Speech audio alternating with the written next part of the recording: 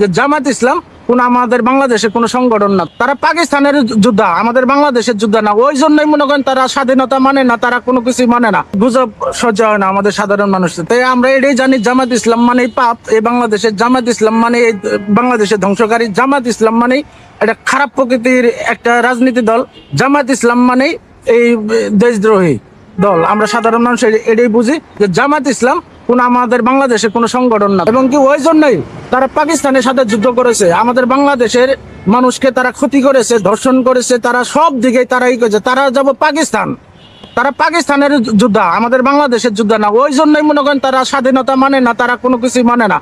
এখন ওই জন্যই আমরা বলি সাধারণ মানুষের পক্ষ থেকে, তারা তাদের মনে যদি ঈমান থাকতো বা ইসলাম যদি তাদের মনে যদি ধারণ করতো, তাইলে আগে যে জামাত ইসলামের আমির শফিকুল সাহেব আগে এই শহীদ মিনারে যখন তারা ফুল দিয়েছে তখন বলছে যে ওরা পূজা করে।